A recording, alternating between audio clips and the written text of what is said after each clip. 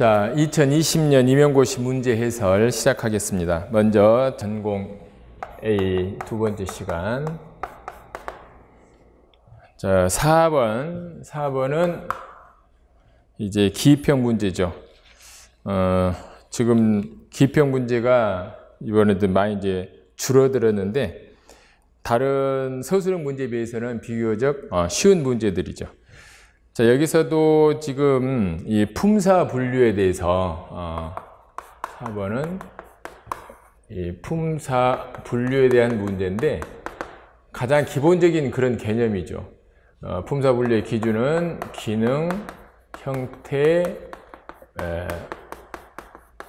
의미인데 학교 문법에서는 이 기능을 가장 중심적인 그런 기준으로 이렇게 보고 있어요. 그 다음에 형태, 의미는 부차적인데 지금 이 학생과 교사의 대화를 보면은 이 늙다가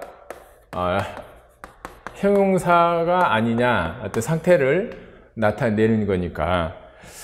자, 그런데 지금 이제 교사는 이것이 형용사가 아니라 동사다. 자, 의미 기준으로 보면은 이것은 형용사에 가깝지만 형태 기준으로 봤을 때 이것은 동사다라는 거죠. 근데 가만히 보면 늙다하고 젊다하고 비교해 보면 꼭 의미적으로 봐도 늙다는 그렇게 형사적인 의미보다는 동사되는 의미가 조금 더 강하다고 볼 수 있어요. 젊어질수록 사람이 야, 너 젊어졌다 이렇게 말하지만 실제로 젊어지지는 않죠. 얼굴은 그대로인데 조금 성형을 하다든지 손을 봐서 젊게 보일 수는 있지만 실제로 젊어지는 것은 아니에요. 그런데 늙다는 시간이 가면 계속 늙는 거죠. 늙는 것은 어떤 한 상태를 나타낼 수도 있지만 과정이라고 할 수가 있어요. 우리가 지금 수업 시작한 지 얼마 되지 않았지만 벌써 늙었죠. 한 1분 지났나요? 2분 지났나요? 2분만큼 늙었어요. 자, 그러니까 꼭 의미상으로 봐도 젊다고는 조금 차원이 다르죠. 어쨌든 형태적인 측면에서 이 동사와 형용사는 활용할 때 형태가 좀 다르죠. 여기서는 지금 늙은이 이것이 현재로 해석되느냐 과거로 해석되느냐라는 것을 가지고 지금 판단을 하고 있어요. 자, 관형상염이 이 니은은 형사에 붙으면은 현재가 되지만 동사에 붙으면 과거가 된다는 거죠. 그래서 그는 젊은 사람이다. 그는 현재 젊은 사람이다. 그러면은 이건 현재를 나타내는 거예요. 의문조사에서. 근데 그는 지금 늙은 사람이다. 그러면서 지금 그랬을 때는 지금 늙고 있는 그러면 지금 아주 늙고 있는 늙는 이렇게 가야지. 그는 늙은 사람이야 그러면은 이것은 벌써 과거에 일어난 일을 나타낸다는 거죠. 그래서 이 늙은이 현재를 나타내느냐 과거를 나타내느냐에 따라서 동사냐 형용사냐 이것을 구분해 볼 수 있다는 거죠. 자, 그래서 이것은 앞에 기억은 단어의 형태를 고려해야 된다라는 것. 그래서 형태, 그 다음에 두 번째는 이 늙은을 현재 관형사형으로 보면은 형사로 하겠지만 이것이 과거이기 때문에 이것은 동사가 되는 거다라는 거죠. 자, 비교적 간단한 문제인데 기본적인 그 개념을 이해하고 있느냐 이것을 묻는 문제였어요. 자, 두 번째 서술형 보겠습니다. 자, 8번.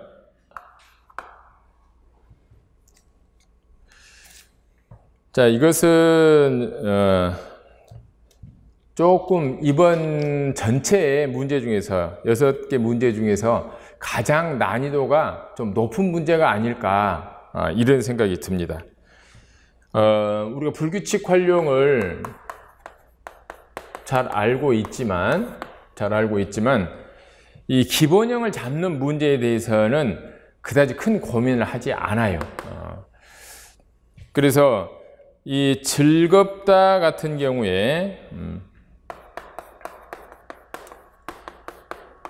우리는 너무나 당연하게 이 즐겁까지가 어간이라고 생각하지만 학자에 따라서는 아주 과거에 즐거우 여기까지 어간으로 잡는 경우가 있었어요. 마찬가지로 이 즐거우가 중세 때는 즐겁하고 이 비읍 순경음이 우로 변하는 거니까 이것이 뭐 즐거워 할 것이 즐거워 하는 것으로 봐서 현재 어간을 즐거우로 잡을 수 있다면 중세국어도 즐겁으로 잡을 수가 있는 거죠. 그래서 어간을 즐겁으로 잡느냐 즐겁 비읍 순경음으로 잡느냐 두 가지에 따라서 해석이 달라지는 거예요. 자, 그러니까 즐겁에 모음 어미가 오면은 비읍이 즐겁하고 비읍 순경으로 교체가 되는 것으로 이렇게 설명할 수가 있죠. 자, 자음일 때는 그대로 즐겁이 되지만 모음일 때는 비읍 순경음으로 교체된다. 이렇게 설명할 수가 있어요. 반대로 즐겁하고 비읍 순경음을 기본형으로 잡으면은 이것이 모음일 때는 그대로 즐겁하고 이렇게 돼요. 그렇지만 이제 자음이 오면 이 비읍 순경음이 비읍으로 바뀌는 것으로 비읍으로 교체되는 것으로 설명할 수 있는 거죠. 그러니까 이 둘만 놓고 보면 기본형을 즐겁하고 비읍으로 잡든지 즐겁하고 이 비읍 순경으로 잡든지 똑같아진다는 거죠. 자, 그래서 어떤 것을 기본형으로 잡느냐에 따라서 교체 현상이 달라지는 거죠. 두 가지의 교체 현상을 보여주는 거예요. 교체 양상을. 자, 그러면 이 중에서 어떤 것이 더 설명하기에 유리한가? 기본형으로 잡았을 때 어떤 것이 더 유리한가 하는 거예요. 자, 그것을 이를 가지고 설명해봐라 그랬어요.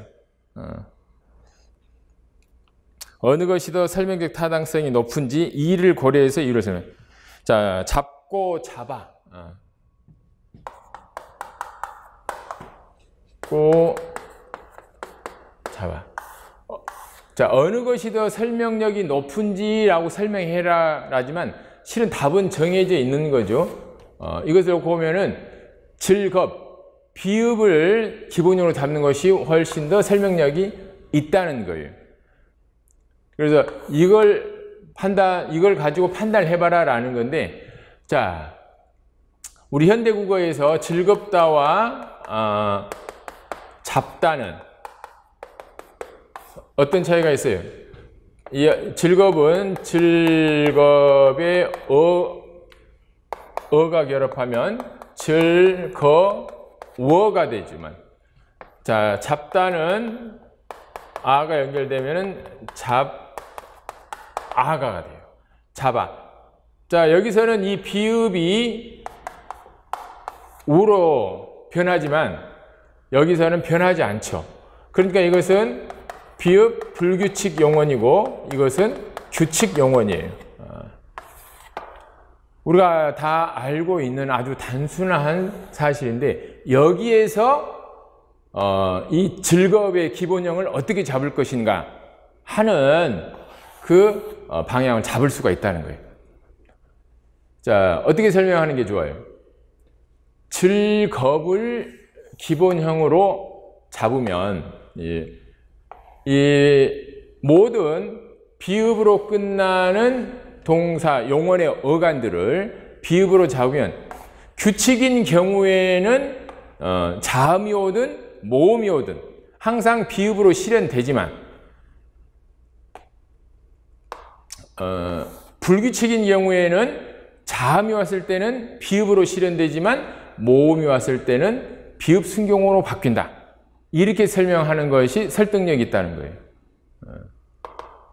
만일 비읍 순경음으로 기본형을 잡으면 이러한 설명이 불가능하죠. 자, 그래서 이 설명할 때 이 비읍으로 끝나는 그런 용언이, 비읍으로 끝나는 용언이 자음을 만났을 때는, 규칙 용언일 경우에는 자음, 모음이든지 자음이든지 전부 다 비읍으로 실현되지만, 모음으로 시작하는 그런 어미 앞에서는 불규칙 활용 경우에는 비읍 순경음으로 번한다. 이렇게 설명할 수 있다는 거죠. 자, 그 다음에 두 번째 조건 보면 1에서 3에 일어난 음운 변화를 쓰고 현대국어의 자음 체계를 고려할 때 3의 어간을 질, 겁, 비읍 순경으로 설정할 수 없는 이유를 15세기 국어 자음 체계와 비교해서 설명해라.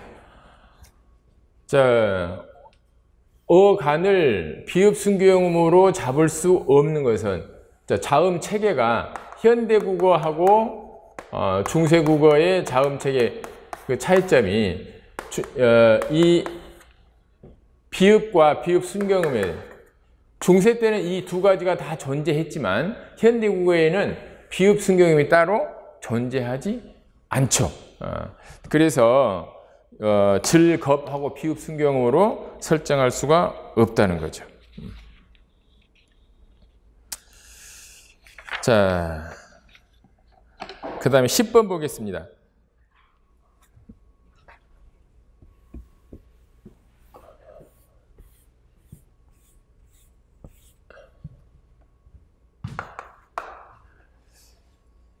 자, 10번은 부사 형성 파생법인데 아주 단순한 문제인데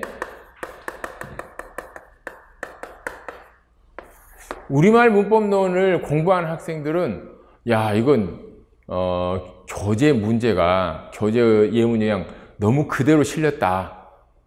이거 출제위원들이 그다지 고민을 하지 않았다. 아마 이렇게 생각할 수도 있는 문제예요.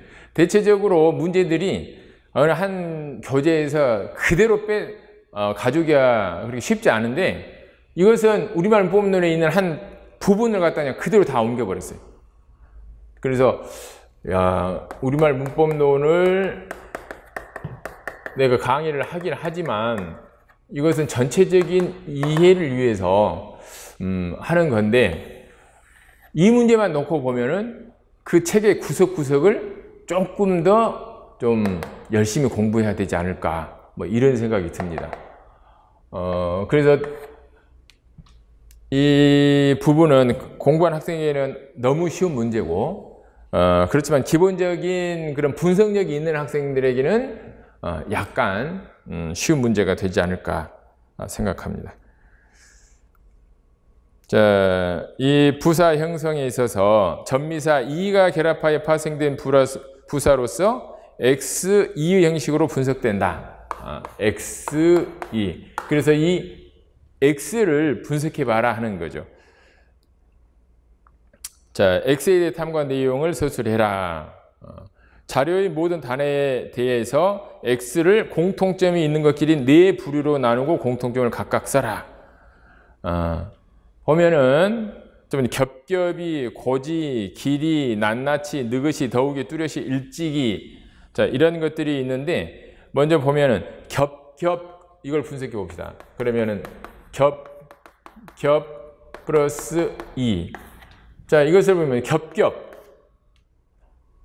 자, 이것은 한 겹, 두 겹이라는 명사하고 명사, 똑같은 명사가 반복되어 나타났죠. 자, 그래서 겹겹 그러면은 이것은 이제 반복 합성어예요. 반복 합성어.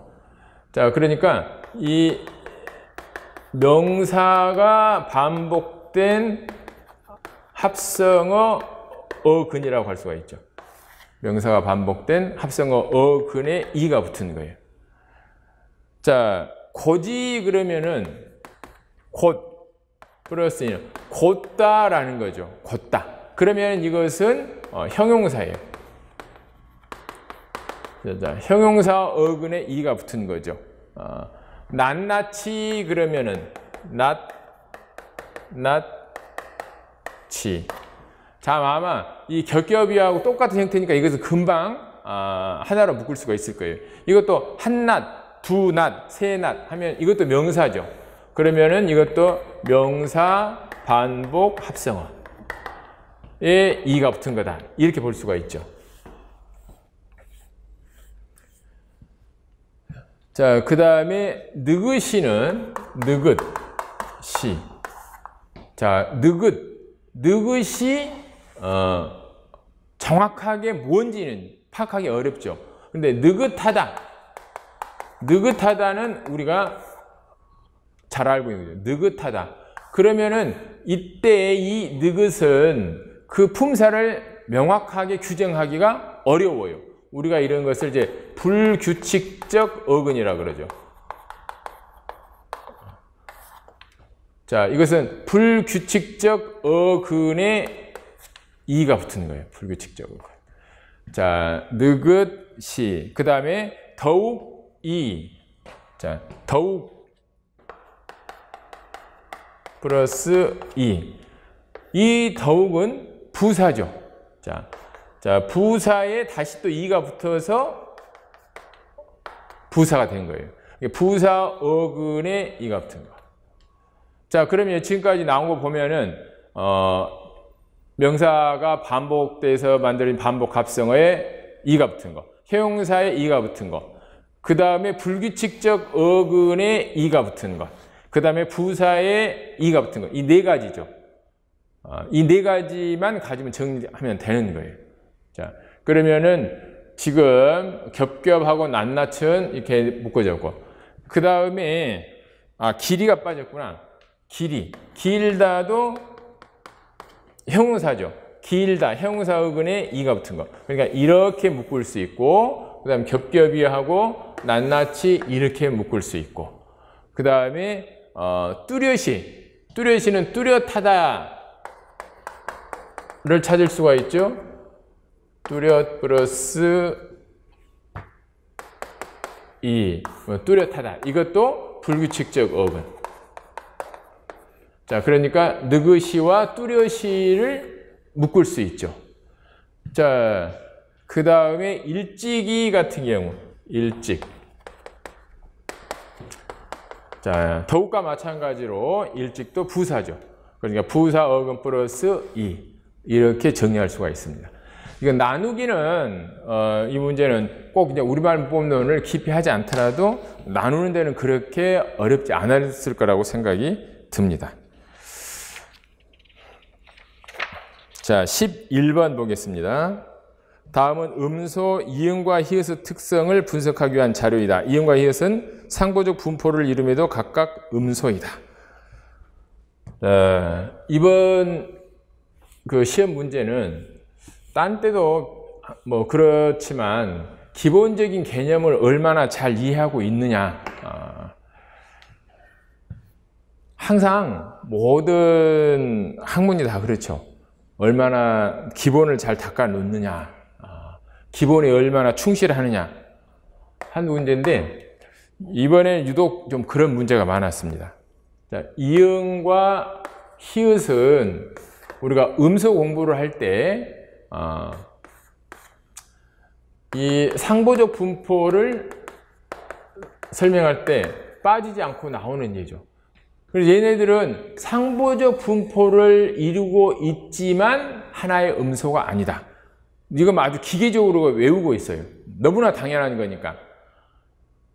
자, 일반적으로 음소들은 상보적 분포를 이루고 있는데 얘네들은 상보적 분포를 이루고 있음에도 불구하고 음소가 하나의 음소가 아니라는 거예요. 그래서 아주 예외적이기 때문에 우리가 그냥 외우다시피 하는 건데, 여기서는 그런 가장 기본적인 상식을 문제로 냈어요. 지금 가장 기본적인 상식을. 자, 상보적 분포를 이름에도 불구하고 각각 음소가 된다. 자, 그것을 이유를 설명해라 라는 거예요. 자, 얘들은 지금 상보적 분포를 이루는데 하나의 음소가 아니고 각각 다른 음소가 된다. 그 가장 큰 이유는 뭘까요?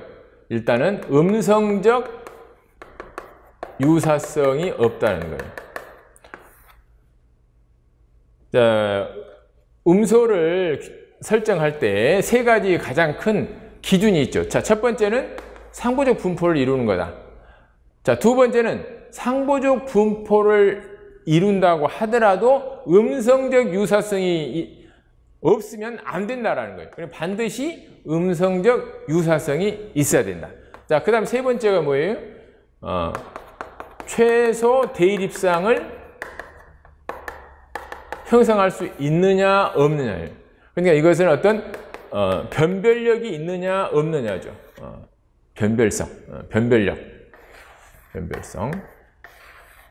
그래서 여기서는 지금 얘네들이 각각 하나의 음소라는 것을 설명해라, 그 증거를 들어라 라는 것은 얘네들이 최소 대립상을 이루느냐 안 이루느냐 그것을 설명해라 라는 거예요. 그래서 여기서 예를 들면 하루 자, 각과 강 하면 이 가 똑같지만 이 기역과 이응에 의해서 뜻이 달라져 버리죠. 그러니까 이 최소 대립상을 이루고 있는 거죠. 자, 그 다음에 하루와 가루, 그러면은 이 히읗과 기역에 의해서 의미가 달라지죠. 자, 이렇게 최소 대립상을 이루고 있으니까 이것은 하나의 음소다라고 우리가 설명할 수가 있어요.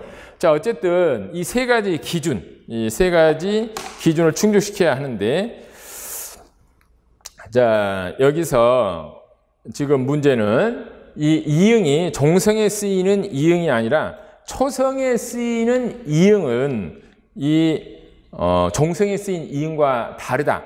그건 이응으로 볼 수 없다라는 건데, 자, 그것을 2에서 이응이 음가가 없음을 2를 통해서 설명해라 그랬어요. 자, 2의 이응은 초성에 쓰인 이응이죠. 자, 그러니까 땅. 그랬을 때는 이건 종성에 쓰이니까 이것은 하나의 음소예요. 음소. 자, 그런데 알 그랬을 때는 이것은 이 응이 아니죠. 자, 이것이 음가가 없다라는 것은, 자, 이렇게 되는 것. 이것이 음가가 없기 때문에 앞에 있는 종성이 그대로 연음이 돼서 소리가 나죠. 만일 음가가 있다면은 이 차단시켜서 이 이응이 소리가 나야 될 텐데 차단시키지 못하고 앞에 있는 종성이 그대로 초성으로 발음되는 것. 이걸 통해서 이것이 음가가 없는 것이다 라는 것을 알 수가 있어요. 자, 잠옷도 잠옷, 이것이 자못. 자, 미음이 뒤로 연음돼서 발음되는 것. 이것은 표기상에 있어서의 음절 경계를 나타내는 거지 실제로 음가가 있는 것은 아니다 라는 거죠. 자, 그 다음에 두 번째는 표면형에서 히읗이 종성에 실현되지 못함을 3을 통해서 설명해라. 이 설명이 굉장히 기술적으로 잘 이루어져야 돼요. 이것을 짧게 쓰기가 굉장히 어려운데, 자, 다타라는 경우요. 이것이 타가 되죠. 자, 종성에 쓰였을 때 이것이 발음이 되는 것이 아니고, 히읗이 발음되는 것이 아니고 뒤에 있는 디귿과 결합해가지고 히읗과 디귿이 합해서 티읕으로 축약되죠. 다른 음소로 실현이 돼요. 그 다음에 다은이 같은 경우에는 다은이 해서 이것이 탈락이 돼버리죠. 탈락이 돼버려요. 자, 그러니까 이 히읗이 탈락되거나 다른 음소로 실현된다 라고 설명을 해줘야 돼요. 자, 만일 는 그랬을 때는 어때요? 이럴 때는 일단 단는 디귿으로 귀착됐다가 다시 비마에서 단는 이렇게 되죠. 자, 그러니까 종성에 실현될 때는 어쨌든 히읗으로 실현되는 것이 아니라 다른 음소로 실현되는 거예요. 그래서 이 둘을 아주 간략하게 정리하면 다른 음소로 실현되거나 탈락한다. 이렇게 정리해 볼 수가 있어요. 자, 그 다음에 세 번째 조건은 음소로 판별할 수 있는 증거가 되는 예를 제시할 것. 증거를 뭘로 제시하느냐? 최소 대립상을 제시해주면 된다는 거예요. 그래서 각과 강, 하루와 가루. 자, 이렇게 하면은 최소 대립상이 형성이 되죠. 자, 지금 이 전공 A에서 네 문제를 쭉 봤는데 이 문제들이 서술을 하는데 좀 쉬운 문제도 있고 어려운 문제도 있어요. 우리가 이제 시험이 얼마 남지 않았는데 시험을 앞두고서는 어쨌든 자기가 알고 있는 지식을 최소한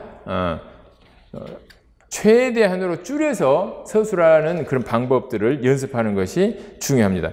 이것도 그냥 길게 쓰려면은 한 반 페이지 정도는 쓸 수 있어요. 그런데 이것을 어떻게 줄여서 그 답안지 칸에 들어갈 수 있게 하느냐, 그런 훈련을 많이 해야 됩니다.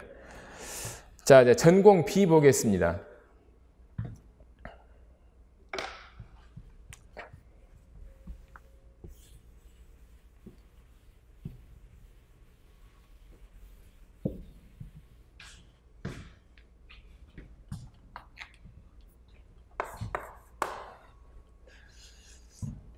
자, 전공 B의 7번 문제. 흔히 이제 능격 동사 또는 중립 동사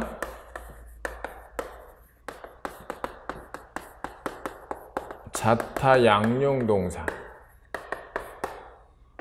지금 이 문제들이 제가 이제 모의고사 할 때 거의 다 다루는 거지만 특히 이 능격동사 부분에서 중립동사 이것은 아주 여러 번 자주 설명하게 됩니다.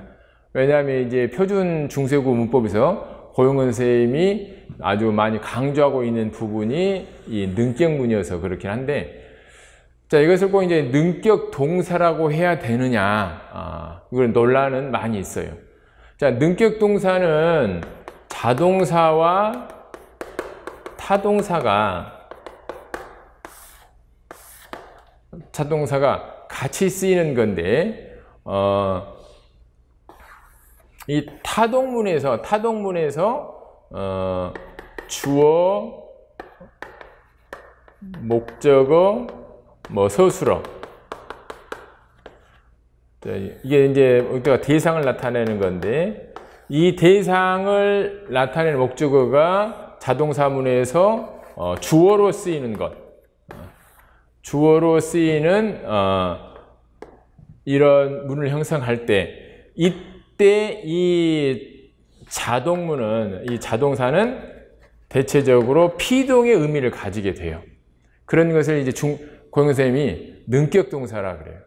자동사로도 쓰이고 타동사로도 쓰이는데 이 자동사가 피동의 의미를 가질 때, 자동사로 쓰일 때는 피동의 의미를 가지고 자동문을 만들고, 그 다음에 목적어를 가진 타동사로 쓸 때는 타동문을 만드는, 이러한 것을 이제 능격문, 능격동사 이렇게 말하는데, 중세구에서는 피동문보다는 이 능격문이 더 많이 쓰였다라는 것이 이제 고용근 선생님의 주장이에요. 그런데 이제 이것을 다시 조금 더 세우나면, 이 자동사로도 쓰이고 타동사로도 쓰이는 것이 실은 두 가지 종류가 있어요.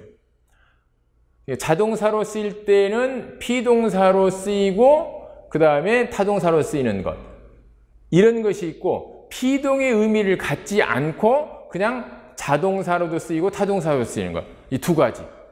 그래서 이 능격동사처럼 피동의 의미를 가지는 자동사와 타동사 두 가지 역할을 하는 것을 중립동사, 그러지 않고 꼭 피동의 의미를 가지지 않는 그런 자동사로도 쓰이고 또 타동사로 쓰이는 것을 자타 양용동사, 이렇게 둘로 구별을 합니다.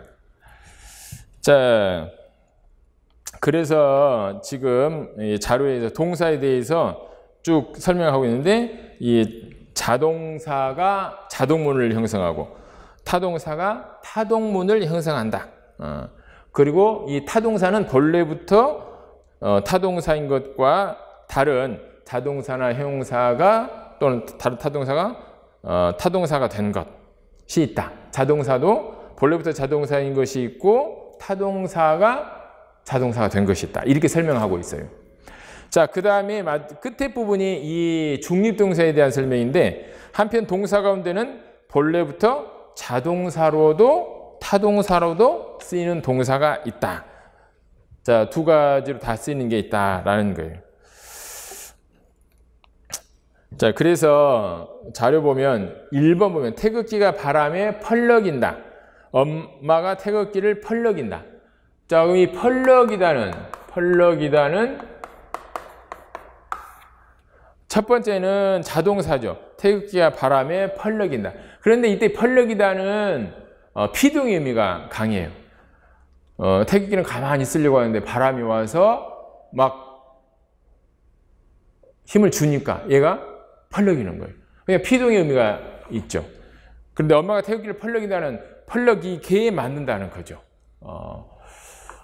자, 그 다음에 아이는 병원에서 열이 금방 내리다.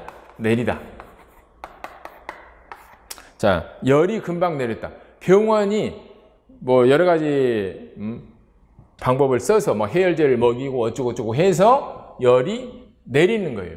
자, 이럴 때는 피동의 의미가 있죠. 병원에서 아이의 열을 금방 내리게 하는 거예요. 자, 이럴 때는 타동사로 쓰이는 거죠. 그러니까 이것들은 능격 또는 중립동사라고 할 수가 있어요. 자, 그런데 문제 해설에서 첫 번째 단락의 마지막 보면은 열차가 궤도에서 벗어났다. 열차가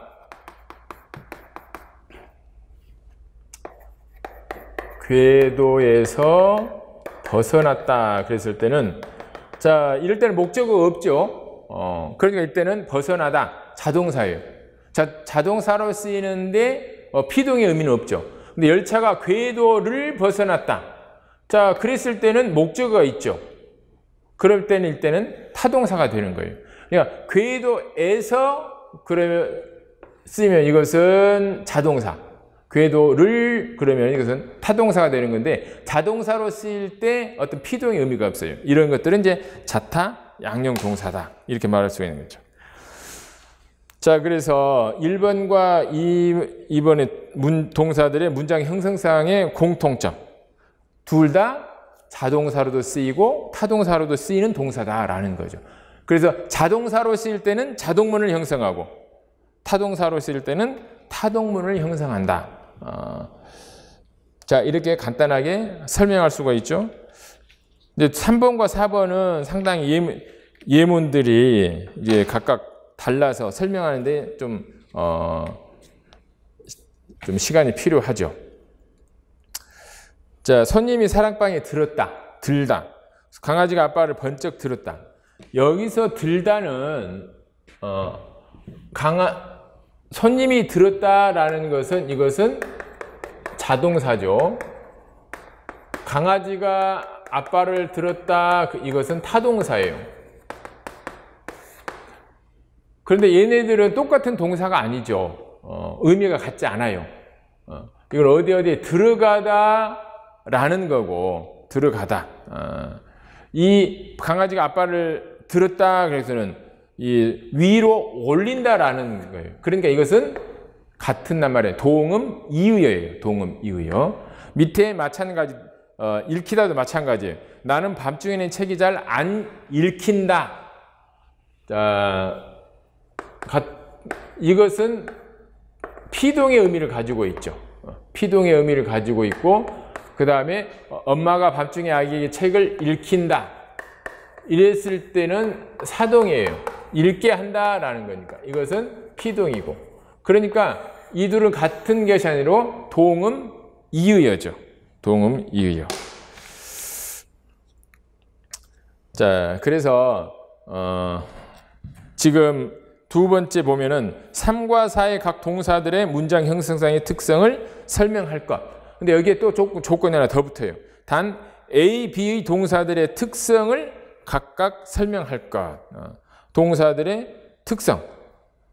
그러니까 A는 둘 다 자동사로서 자동문을 형성하는데 주어 외에 부사어를 필요로 하는 그러한 문장을 만들어요. 자, 그 다음에 두 번째 강아지 아빠를 들였다면 주어의 목적어를 필요로 하죠. 이게 두 자리 서술어가 돼요. 자, 그 다음에 4번의 A 같은 경우에는 이 읽히다가 피동 접사가 결합한 거예요. 그러니까 앞에서 타동사가 본래부터 타동사가 있고 다른 타동사에서 파생된 것도 있고 형용사에서 파생된 것도 있고 그랬다 그랬죠. 자, 그러면은 이 읽다 같은 경우에는 원래 타동사인데 피동 접사가 붙어서 피동사가 된 거고, 그 다음에 B 같은 경우에는 타동사인데 사동 접사가 붙어서 타동사가 된 것이다. 이렇게 그 특성을 설명해 주라는 거예요. 자, 그래서 여기는 요구 조건을 잘 지키는 것이 대단히 중요합니다. 자, 이제 마지막 8번 보겠습니다.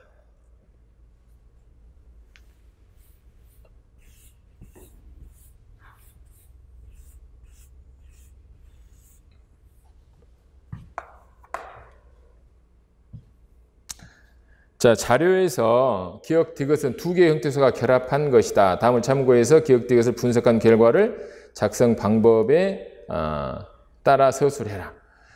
자, 이 문제는 지금 형태가 같은데 의미가 다른 것 하고, 그 다음에 형태는 다른데 의미는 같은 것, 이것을 분석해낼 수 있는가라는 거예요. 자, 이것을 중세국어하고 연결시켰어요. 자, 문제는 간단한 것 같은데 기본적으로 중세국어에서 이 분석력, 강독을 통한 형태소 분석을 할 수 있는 능력, 이것을 갖지 않으면 풀기가 아주 어려운 문제예요. 그래서 어려운 문제는 아닌데 강독이 잘 안 된 학생들, 중세국어를 조금 어려운 학생들은 아주 쥐약이지 않았을까, 이런 생각이 듭니다. 그래서 이 시험 준비할 때 이런 걸 보면은 학생들이 참 힘들겠다, 이런 생각도 들어요. 이걸 도대체 어디까지 이걸 깊이 들어가야 되나. 문제가 쉽게 나온다고 해도 합격점 이상을 받기 위해서는 결국 이런 사소한 데서 결정이 되니까 대강하고 넘어갈 수도 없는 일이고, 이런 문제를 볼 때 참 어렵겠다, 이런 생각이 들어요. 자, 여기서 지금 자료를 보면 동일한 형태가 서로 다른 의미를 가지는 경우, 어떤 사람 고, 어떤 사람이냐 했을 때는 이 고가 보조사죠. 의문의 보조사. 고달보고 마삼이 편안하야. 자, 사람 고 했을 때는 이것은 이 보조사인데, 고달보고 했을 때 이것은 어미라는 거죠. 자, 연결어미, 어말 어미 중에서 연결어미예요. 자, 그 다음에 형태는 다른데 뜻이 같은 경우, 후자 예로는 하나다의 어말어미 다와 번한 사람이라의 라를 들 수 있다. 하나다, 다, 라. 자, 종결어미 다가 서술격조사 뒤에서는 라로 실현이죠. 똑같이 종결을, 그러니까 원래는 다인데 다가 이 뒤에서 라로 변한 거다, 이렇게 설명할 수가 있어요. 자, 형태는 다르지만 같은 것. 자, 그래서 분석을 하면 기억 디귿을 각각 형태에서 분석을 해라. 교체가 일어난 것은 교체가 일어나기 전의 형태로 분석해라. 자, 무스게 그러면은 이것은 무스 플러스 에로 분석할 수 있어요. 자, 조사죠. 다외에 하는 것은 다외에는 되게라는 말이죠. 그래서 다외 게. 자, 이것과 형태가 완전히 다른 건데 지금 같아져 버렸죠. 이 반모음 이 뒤에서 기억이 이응으로 교체됐다. 기억이 탈락됐다라고 설명하기도 하고 기억이 이응으로 교체됐다라고 설명하기도 해요. 자, 그것은 이제 우리가 이 이응의 음가가 있느냐 없느냐 학자에 따라 다르기 때문에 그렇게 설명을 하는 거죠. 음가가 없다고 본다면은 기억이 탈락했다라고 설명을 하고 이응이 음가가 있다라고 보면은 기억이 이응으로 교체되었다 이렇게 설명을 합니다.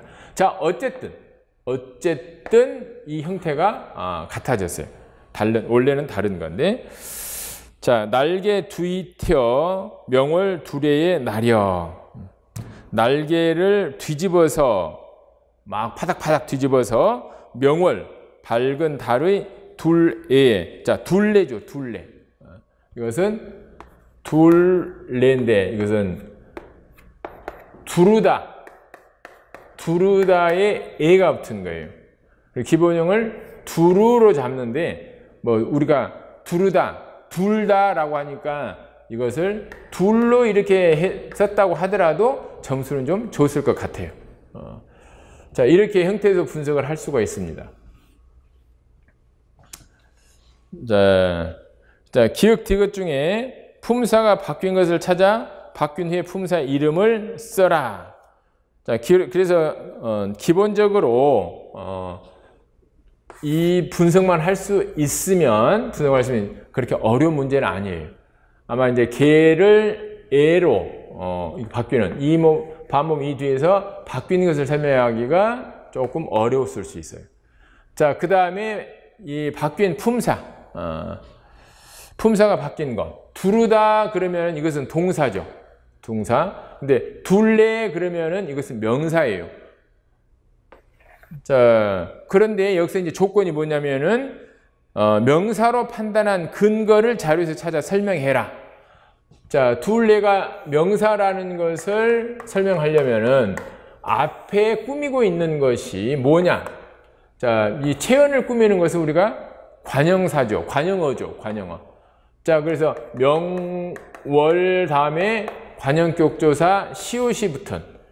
자, 명사 뒤에 관형격 조사가 붙어서 이것이 관형어가 됐어요. 그래서 관형어의 수식을 받는 것은 체언이죠. 그러니까 이것이 명사라는 근거는 바로 관형어의 수식을 받고 있다. 이렇게 설명할 수가 있는 거예요. 자, 답을 쓸 때는 이러한 핵심적인 요소들이 그 요구하는 분량만 속에 쏙 들어갈 수 있게 자꾸 연습해 보는 것이 중요합니다. 이제부터는 그런 그 기출 이런 것을 바탕으로 해서 답안지를 쓰는 훈련을 계속 반복해야 할 겁니다. 자, 2020년 임용고시 문제 해설 여기서 마치겠습니다. 수고하셨습니다.